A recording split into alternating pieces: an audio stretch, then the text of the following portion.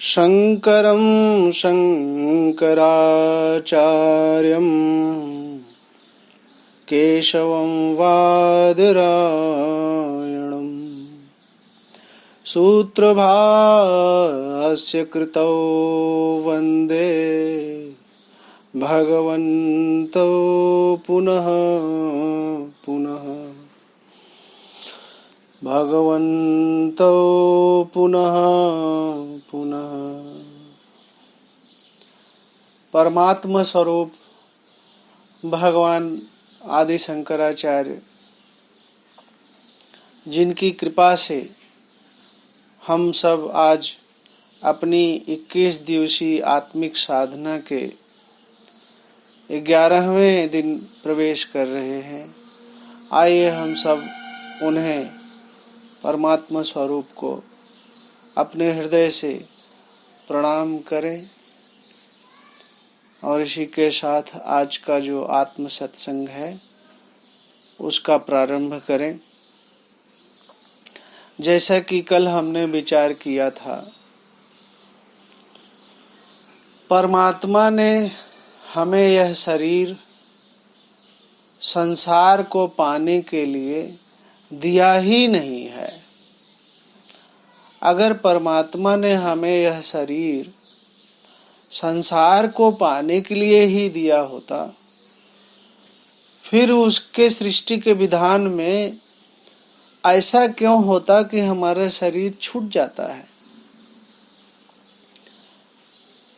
हम अनगिनत जन्मों से बार बार शरीर धारण करके जितनी बार हमने संसार अर्जन किया, हर बार जब हमारा शरीर छूटा उसके साथ ही वह संसार भी छूट गया।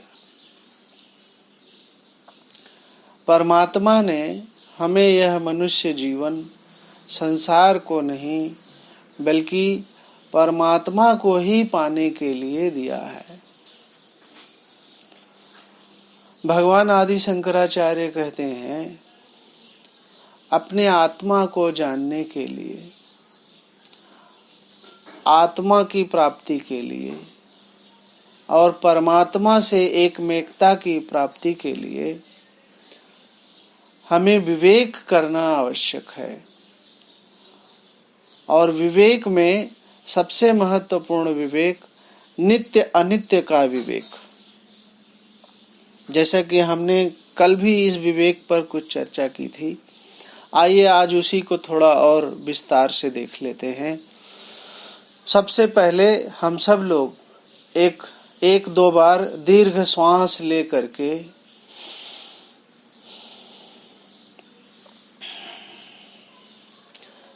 कॉन्शियस ब्रीदिंग करके अपने मन के विचारों को शांत कर लें और अपने चेतन होने के अनुभव में स्थित हो जाएं, क्योंकि यही सही विधि है किसी सत्संग में शामिल होने का।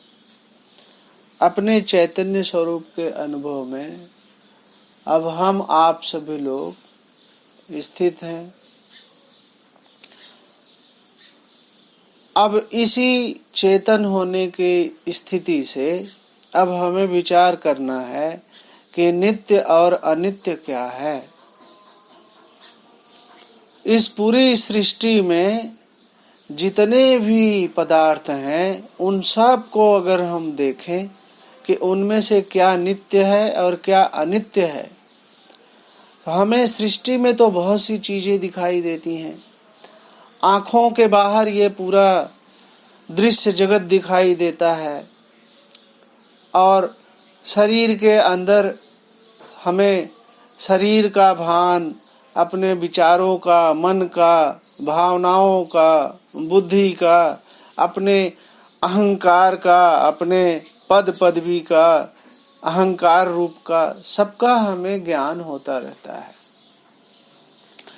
बाहर के दृश्य जगत में जितनी भी वस्तुएं हैं, चाहे वह सूर्य है, पृथ्वी है, पेड़ पौधे, वनस्पति जगत हैं, सभी अनित्य हैं। सूर्य की भी एक आयु है। अपनी आयु पूरी करने के पश्चात सूर्य की ऊष्मा समाप्त होने लगती है और वह धीरे धीरे सफेद राख के रूप में रह जाता है, नष्ट हो जाता है। पृथ्वी भी, जिसमें तमाम परिवर्तन होते रहते हैं, पृथ्वी के अंदर भूकंप आते हैं, ज्वालामुखी होती है, यह पृथ्वी निरंतर परिवर्तनशील है। इस धरती के ऊपर जितनी भी वनस्पति जगत है, पेड़ पौधे, सबकी निश्चित आयु होती है। सब पेड़ पौधे वनस्पति सब अपनी आयु, जन्म होता है और अपनी आयु पूरी करके वो मुरझा जाते हैं, सूख जाते हैं, नष्ट हो जाते हैं। इसी प्रकार से अब हमारा जो शरीर है, यह भी हम जानते हैं कि हमारा शरीर भी, इसका जन्म हुआ है, ये कुछ समय रहने वाला है और उसके बाद इसमें व्याधि लगने वाली है, ये क्षीण होने वाला है और नष्ट होने वाला है। इसके साथ ही हम जो अपने मन को देखते हैं, मन विचारों का जो प्रवाह है वो भी निरंतर प्रवाहित होता जा रहा है। भावनाएं हमारे मन में आती रहती हैं, कभी सुख की कभी दुख की, उनमें से कुछ टिकता नहीं, वो बहता जाता है। जीवन भर हमारी जो समझ है, हमारी जो बुद्धि है, वो भी हमारी उम्र के साथ साथ हमारी बुद्धि भी बदलती चली जाती है। बुद्धि भी अनित्य है और हमारा जो अपने बारे में जो अनात्मा की पहचान है, जो हमारा अहंकार है, वह भी अनेक रूप बदलता रहता है। पहले हम सोचते थे मैं बच्चा हूँ, फिर हम सोचने लगे मैं नौजवान हूँ, अभी हम सोचने लगे कि अब तो हम प्रौढ़ हो गए, वृद्ध हो गए। हमारे अपने बारे में जो अनात्म रूप की पहचान है, अहंकार, वो भी बदलता रहता है। सब कुछ, शरीर से लेके संसार तक, सब कुछ नित्य निरंतर अतीत में खोता जा रहा है। सब कुछ प्रवाहमान है। महावीर स्वामी कहते हैं, यह संसार है ऐसा कहना सही नहीं है। यह संसार है नहीं, यह संसार हो रहा है। शरीर और संसार दोनों नित्य निरंतर अतीत के प्रवाह में बहते जा रहे हैं। इस प्रवाह को हम अच्छी तरह से कैसे अपने अनुभूति में देखें, ताकि यह जो नित्य और अनित्य का विवेक है हमारे हृदय में पूरी तरह जागृत हो जाए। आइए अपने पूरे जीवन को यदि आप याद करें, पिछले जीवन को एक बार में, आप कहेंगे सबसे पहले मेरा बचपन आया, फिर मेरी युवावस्था आई, फिर आज मेरी प्रौढ़ावस्था है या मेरी वृद्धावस्था है। वह आप ही हैं जिसने अपने बचपन को जाना, वह आप ही हैं जिसने अपने युवावस्था को जाना, वह आप ही हैं जो आज अपने अवस्था, शरीर की अवस्था को जान रहे हैं। वह पूरा जीवन एक मूवी की तरह गुजरता चला गया, पूरा।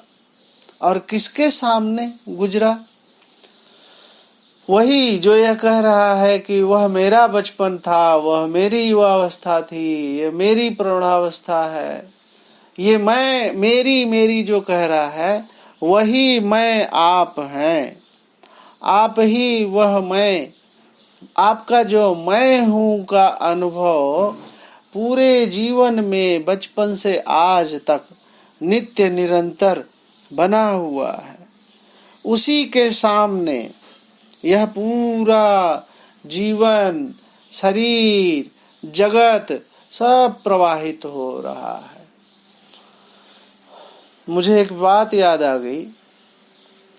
एक बड़े ही महान महात्मा हैं, स्वामी जी हरिद्वार में रहते हैं।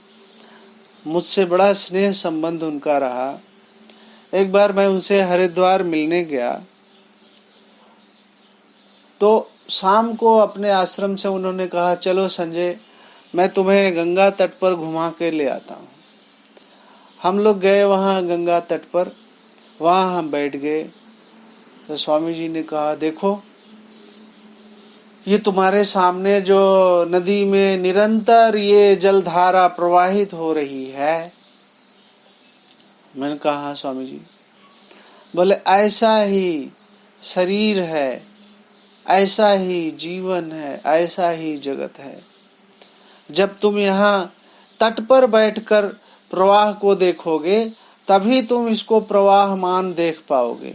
अगर तुम नदी में तैरने लग जाओ, नदी में बहने लग जाओ, तो तुम नदी को प्रवाहित होते हुए नहीं देख पाओगे। हम में से बहुत लोगों की यही अवस्था है। आजकल हम अपने मन के साथ नित्य निरंतर सोशल मीडिया के जरिए, समाचारों के जरिए, अपने रिश्तों नातों में, अपने सांसारिक व्यवहारों में इस पूरे प्रवाहमान जगत के साथ प्रवाहित होते जा रहे हैं। इसीलिए हमारे हृदय में नित्य और अनित्य का विवेक जागृत नहीं हो पाता है। यह कैसे जागृत होगा? जब हम अपने नित्य स्वरूप को पहचानेंगे, अपने मैं हूँ, जो मैं शाश्वत अपने हूँ को पहचान रहा हूँ। जब इसमें स्थित होकर के हम अपने मन को, शरीर को और संसार को देखेंगे तो यह हमें प्रवाहित हुआ दिखने लगेगा। ऐसा समझ सकते हैं इसको एक सागर के उदाहरण के माध्यम से। जो सागर है, गहराई में वो बिल्कुल शांत है, नित्य एक रूप है, लेकिन उसके ऊपर सतह पर तमाम लहरें बन रही हैं, उठ रही हैं, मिट रही हैं, ज्वार भाटा आ रहा है, तमाम अशांति है, हलचल है। लेकिन गहराई में वह सागर बिल्कुल शांत है, अचल है, निश्चल है। ऐसे ही जो हमारा शरीर है, मन है, अहंकार है, ये सांसारिक व्यवहार है, ये सब हमारा जो ऊपरी तल पर जो कुछ शोरगुल हो रहा है, ये सब प्रवाहित हो रहा है। और हमारी जो गहराई में, जो हम अंतरात्मा में, जो हम चैतन्य स्वरूप हैं, वो नित्य निरंतर एक शाश्वत बना हुआ है।